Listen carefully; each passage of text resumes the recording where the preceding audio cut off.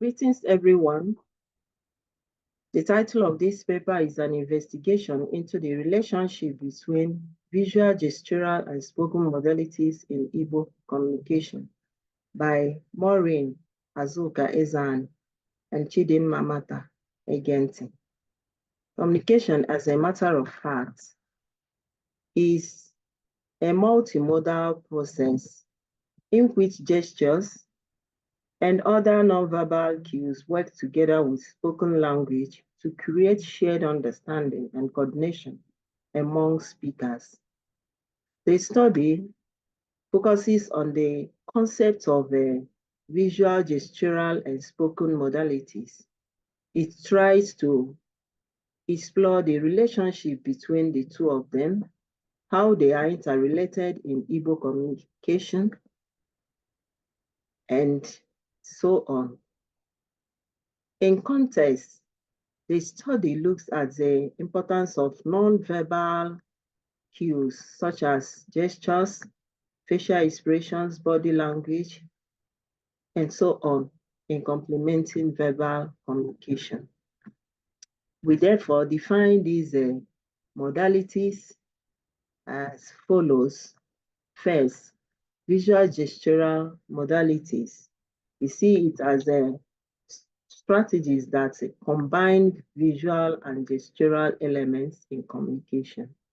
And we have the key components as facial expressions like smiles, anger, frowning of face, hand gestures like thumbs up, raising hands like this to tell someone to wait. And again, we have gestures like this to beckon on somebody to come, or like this to tell someone to go. We also have a body language. In body language, we have postures like leaning towards somebody or away from that person during discussion. This shows that one is interested or not interested in the discussion. When someone leans towards the other in the course of discussion, it means that he or she is interested. But if the person leans away from the person, it means that there is no interest in that discussion.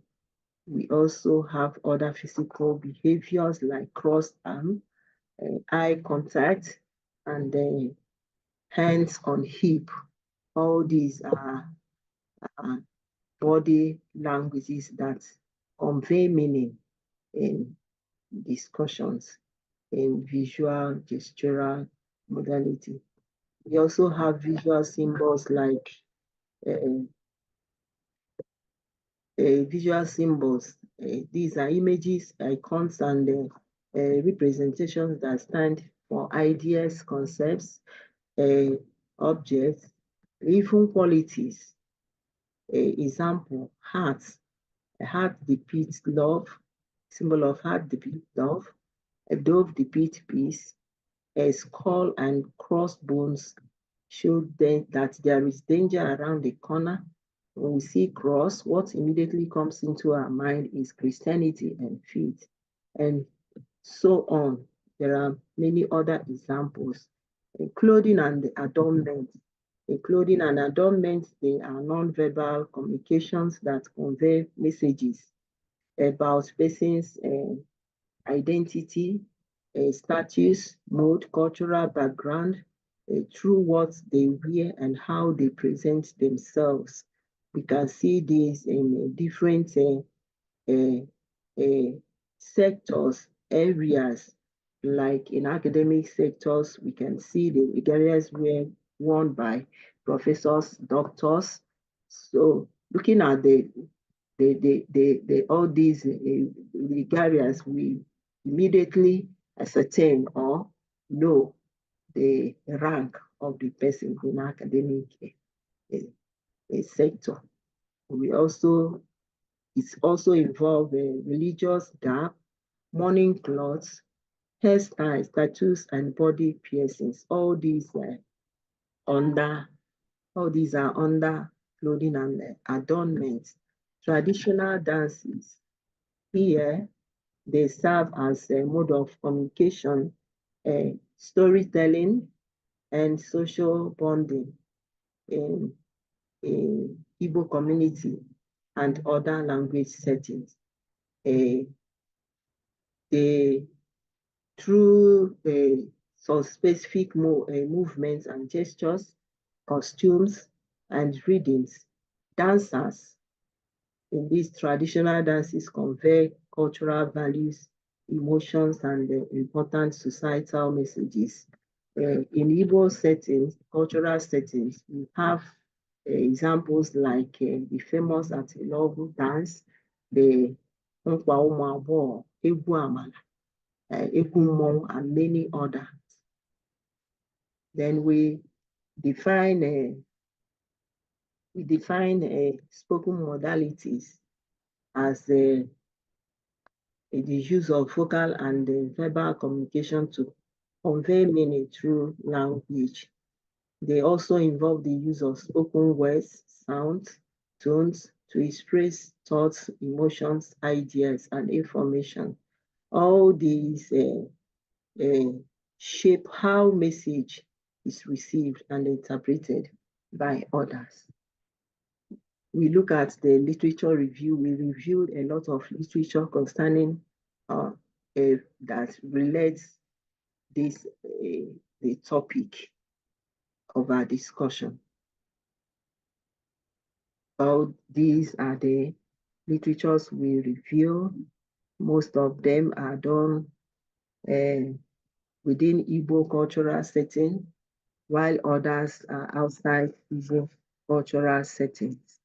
And after the review of this literature, we find out that there are some gaps whereby the other authors did not cover some things, and these are the areas where this particular study intends to come in and cover the gaps. These areas are on analysis of the semantic content of both modalities, their cultural significance and contextual appropriateness. Our work also use a control experiment to do the study, which other one did not cover. So this gap we intend to cover in the course of carrying out this investigation. Our methodology, the data collection method we used are observations of the natural Igbo communication, whereby we try to engage ourselves with the typical Igbo people and their culture, trying to observe closely their festivals, such as Iwaji, marriages, also taking title, funeral and burial ceremonies, and many others. We also carried out interviews and surveys among the typical Igbo speakers, especially the elders.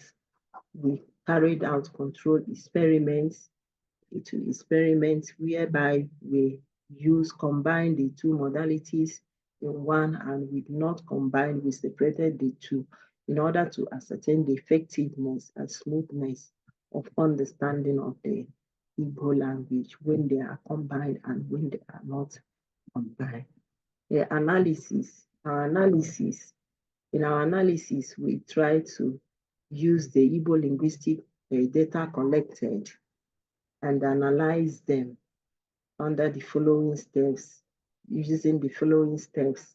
Actually, this work is still in progress, and because of that, we intend to follow this step in doing our analysis. First, we intend to analyze the semantic content of the two modalities. Again, the effectiveness, the cultural significance, and contextual appropriateness of the two modalities. We also try to look at how visual, gestural, and spoken modalities convey meaning. We also look at the interaction and complementarity between the two modalities in Igbo language settings, cultural settings.